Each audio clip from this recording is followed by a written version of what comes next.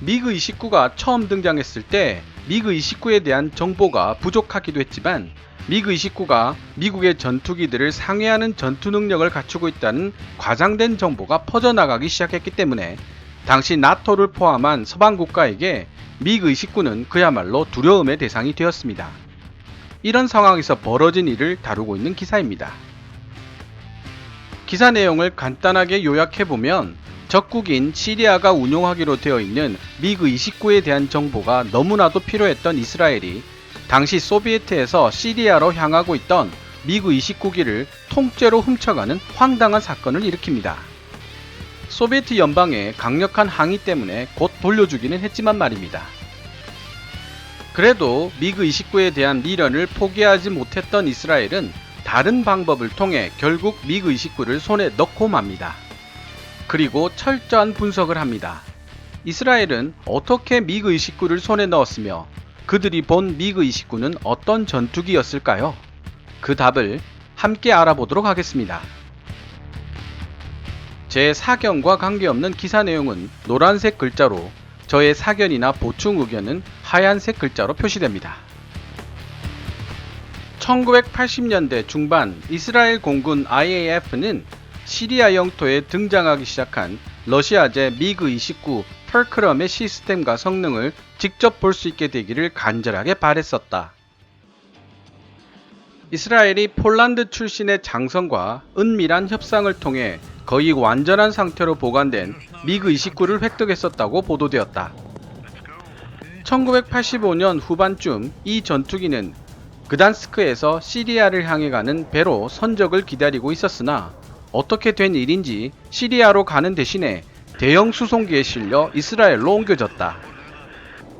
소비에트 연방은 곧 이 사실을 눈치채고서 이스라엘에게 미그 29의 반환을 요구했다. 당시 이스라엘군은 소비에트 연방과 좋은 관계를 유지하려는 노력을 하고 있었기 때문에 1986년 2월경 소비에트 연방의 요청에 응해 반환했다.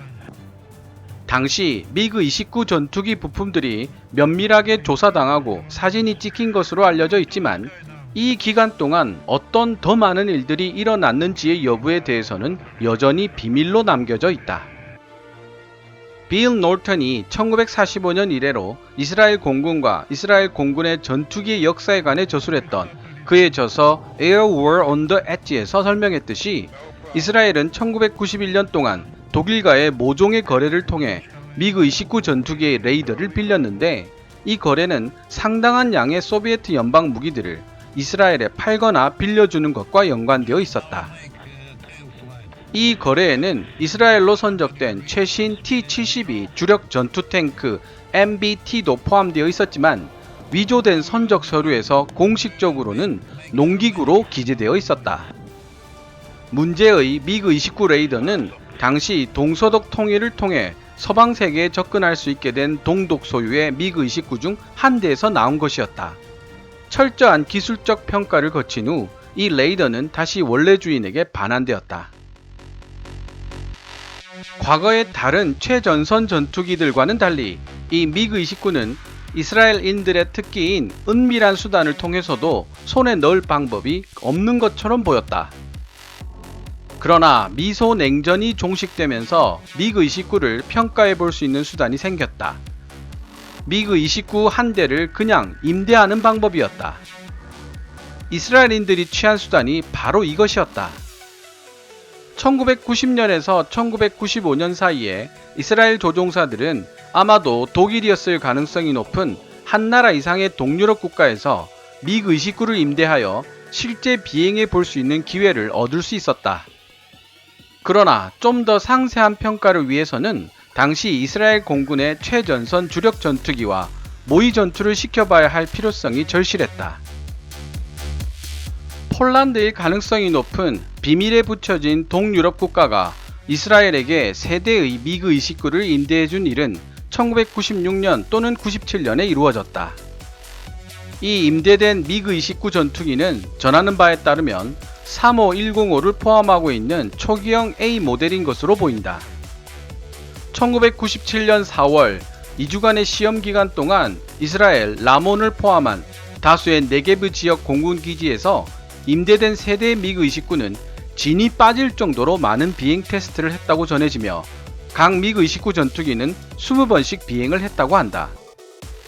이스라엘 공군은 F-15, F-16과 미그-29 사이에 모의 공중전을 실시하면서 미그-29에 장착된 헬멧 장착형 조준기 HMS와 적외선 탐지 및 추적 장치 IRST에 대한 기술 평가도 더해서 실행한 것으로 알려져 있다. 소식통에 따르면 검증을 마친 후 이스라엘인들은 미그-29의 장비적 특징과 전투기 성능에 대해 전체적으로 깊은 인상을 받았다고 한다.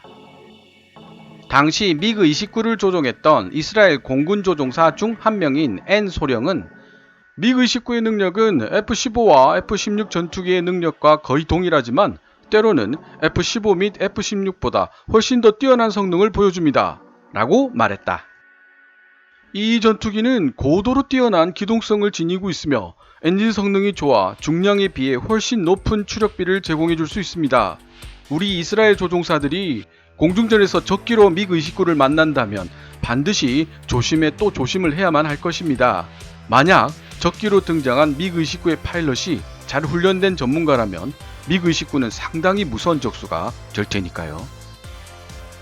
N 소령의 미그-29에 관한 이야기는 이스라엘 공군 M 중장의 증언에 의해 뒷받침되고 있다. 미그-29를 타고 비행하는 것은 테스트 파일럿들에게 있어 굉장히 소중한 경험이었습니다. 이제 저는 미그-29와 이스라엘 전투기 간의 공중전 결과란 결국 전투가 어떻게 전개되는지에 달려있다는 사실을 잘 알고 있습니다. 치열한 전투 상황 속에서 미그-29는 실질적으로 위협적인 존재라고 할 수 있죠. 미그-29는 첨단 전투기이며 특히 근접 기동 전투에 있어 절대적으로 우수한 기체입니다. 빠른 선회 능력을 지니고 있으며 속도도 무척 빠릅니다.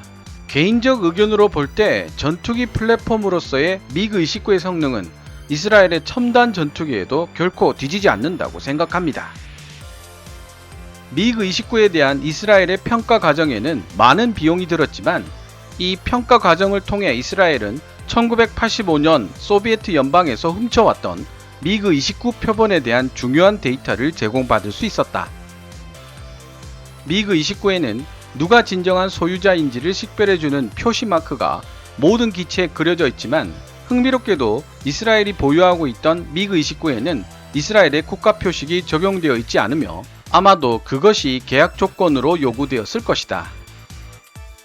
하지만 미그-29를 실질적으로 운용했을 부대라고 추측되는 F-16 253 비행 중대 마크와 비행 시험센터에서 각각 104번과 110번으로 부여한 표식은 여전히 미그-29의 꼬리 부분에 붙어 있다. 이상 내셔널 인터레스트에 게재된 기사 내용이었습니다. 필요하다면 훔쳐서라도 자신들이 원하는 목적을 이루어내는 이스라엘이라는 나라가 참 여러가지 의미로 대단하다는 생각이 듭니다. 국익을 위해서 소비에트 연방이라는 강대국의 최신 전투기를 선적하고 있는 컨테이너를 겁도 없이 통째로라도 훔쳐오는 행위도 서슴지 않았으니